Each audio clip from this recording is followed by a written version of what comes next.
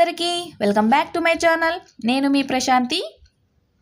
ఈరోజు అయితే ఈ వీడియోలో నేను ఒక చక్కటి రెసిపీని అయితే ఇన్స్టంట్ ఇడ్లీ మిక్స్ని ఇంట్లోనే ఎలా ప్రిపేర్ చేసుకోవాలనేది నేను ఇక్కడ ఈ వీడియోలో మీతో షేర్ చేయబోతున్నాను ఫ్రెండ్స్.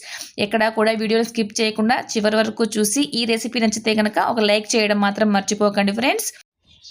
ఎప్పుడైనా కూడా ఇంట్లో దోసపిండి కానీ ఇడ్లీ పిండి కానీ లేనప్పుడు ఏం టిఫిన్ చేయాలో అని ఆలోచిస్తున్నప్పుడు చక్కగా అయితే మనము ఈ ఇన్స్టంట్ ఇడ్లీ మిక్స్ని అయితే ఇంట్లోనే ప్రిపేర్ చేసుకొని అందులోకి కాంబినేషన్గా ఆ ఇడ్లీలోకి కాంబినేషన్గా రెడ్ చట్నీ చేసుకొని సింపుల్గా ఈ విధంగా టిఫిన్ చేసుకున్నామంటే చాలా టేస్టీగా ఉంటుంది, అలాగే హెల్దీ కూడా ఫ్రెండ్స్.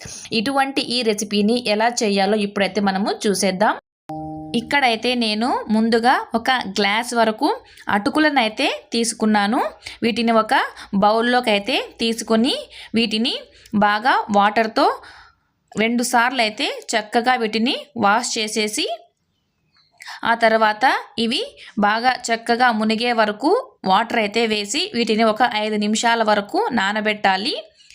ఒక 5 నిమిషాల తర్వాత ఈ అటుకులు అనేటివి చాలా ఈ విధంగా సాఫ్ట్గా అయితే నాని చక్కగా ఉంటాయి. ఇప్పుడు ఇందులో నుంచి వాటర్ అన్ని మొత్తం కూడా పిండేసి ఈ విధంగా డ్రైగా తీసుకోవాలి.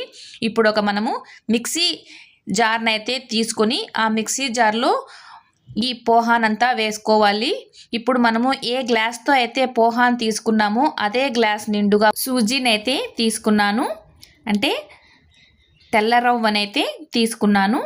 ఇప్పుడు ఇందులోకి మనం అదే గ్లాస్తో ఒక గ్లాసు పెరుగునైతే తీసుకొని ఈ పెరుగును కూడా ఆ మిక్సీ జార్లో అయితే వేసేసి ఇప్పుడు వీటినైతే మిక్సీ పట్టుకోవాలి. మిక్సీ పట్టేటప్పుడు మధ్యలో ఇలా కలుపుకుంటూ కొంచెం వాటర్ వేసి మళ్ళీ గ్రైండ్ చేయాలి. చూడండి, ఇక్కడ చూపించిన విధంగా మెత్తగా అయితే మనము గ్రైండ్ చేసుకోవాలి. ఇలా గ్రైండ్ చేసిన పిండిని ఒక మిక్సింగ్ బౌల్లోకి అయితే తీసుకొని అందులో రుచికి సరిపడా సాల్ట్, అలాగే 1/2 టేబుల్ స్పూన్ వరకు కూడా వంట సోడా కానీ లేదంటే బేకింగ్ సోడా అయినా అది లేదంటే ఈనో అయినా కూడా మనము యాడ్ చేసుకొని కొద్దిగా వాటర్ పోసి ఒక్కసారి బాగా మిక్స్ చేయాలి. ఈ విధంగా బాగా కలుపుకున్న తర్వాత ఈ పిండిలో మనమైతే ఇప్పుడు కొద్దిగా తరిగిన క్యారెట్ని, అలాగే తరిగిన క్యాప్సికమ్ను, దాంతోపాటుగా తరిగిన కొత్తిమీరను కూడా యాడ్ చేసి మరొకసారి చక్కగా అయితే దీనంతటిని కూడా బాగా కలుపుకోవాలి. ఇక్కడ మనకు పిండి మరీ గట్టిగా ఉండకూడదు, అలాగని మరీ లూజ్గా కూడా ఉండకూడదు. కాబట్టి కొంచెం వాటర్ వేసుకుంటూ ఇడ్లీ పిండిలాగా ఇక్కడ చూపించిన విధంగా ఈ కన్సిస్టెన్సీలో పిండిని అనేది మనము కలుపుకోవాలి. ఇలా కలిపిన బ్యాటర్ని అయితే ఒక 15 to 20 మినిట్స్ వరకు పక్కన పెట్టుకోవాలి. ఈలోపు అయితే మనము ఇడ్లీలోకి చక్కటి టేస్టీ అయిన రెడ్ చట్నీని ఎలా ప్రిపేర్ చేసుకోవాలో చూసేద్దాం.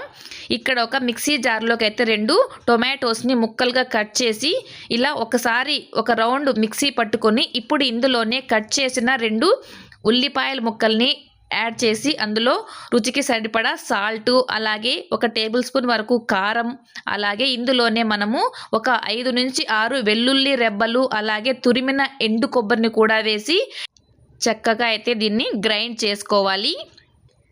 చూసారు కదా, ఈ విధంగా మరి పేస్ట్లా కాకుండా ఇక్కడ చూపించిన విధంగా అయితే మనము దీన్ని గ్రైండ్ చేసుకోవాలి. ఇప్పుడు స్టవ్ పైన ప్యాన్ పెట్టి ఈ ప్యాన్ వేడైన తర్వాత ఇందులో 1 టేబుల్ స్పూన్ ఆయిల్ని వేసి ఆయిల్ వేడయ్యాక ఇందులో 1/2 స్పూన్ ఆవాలు, అలాగే 1/2 స్పూన్ జీరా, 1/2 స్పూన్ వరకు మినపప్పు, అలాగే తెల్ల నువ్వులు కూడా వేసి కొంచెం వేయించాలి.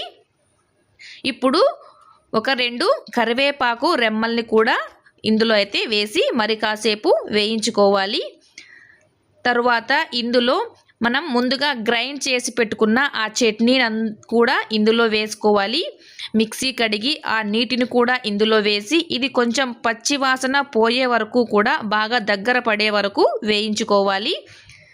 చూసారు కదా, ఈ విధంగా చక్కగా ఈ టొమాటో చట్నీని అయితే బాగా వేయించుకొని మనము ఈ చట్నీని అయితే తయారు చేసి పక్కన ఉంచుకోవాలి. ఇక్కడైతే ఒక 15 to 20 మినిట్స్ తర్వాత పిండి అనేది బాగా వాటర్ని అయితే పీల్చుకొని కొంచెం గట్టిపడి ఉంటుంది.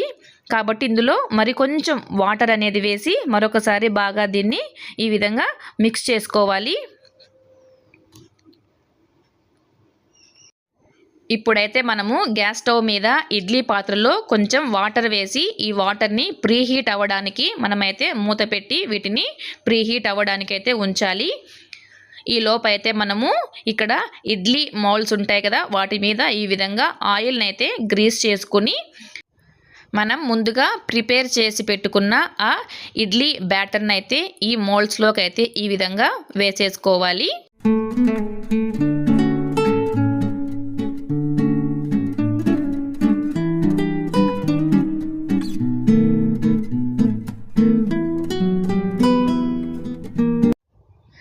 ఇప్పుడైతే మనము ఈ ఇడ్లీ బ్యాటర్ని ముందుగా మనము ప్రీహీట్ చేసుకున్న ఇడ్లీ పాత్రలో అయితే పెట్టేసి వీటిని 15 to 20 మినిట్స్ వరకు మీడియం ఫ్లేమ్లో అయితే వీటిని బాయిల్ చేసుకోవాలి. 15 to 20 మినిట్స్ తర్వాత ఈ ఇడ్లీలను అయితే తీసేసి వీటిని ఒక స్పూన్ సహాయంతో మనము ఈ విధంగా ఇడ్లీ పాత్ర నుంచి సపరేట్ చేసామంటే చాలా ఈజీగా అనేటివి వచ్చేస్తాయి. వీటిని మనము చక్కగా రెడ్ చట్నీతో పాటు సర్వ్ చేసుకుంటే అటు పిల్లలు ఇటు పెద్దవాళ్ళు కూడా ఎంతో టేస్టీ అయిన వేడి వేడి ఇడ్లీలను అయితే చక్కగా అయితే మనము తినేయచ్చు. ఇప్పుడు వీటిపైన అయితే మనము లైట్గా కరివేపాకు పొడినైతే స్ప్రింకిల్ చేసుకున్నామంటే దీని టేస్ట్ అనేది మరింత బాగా అయితే ఉంటుంది.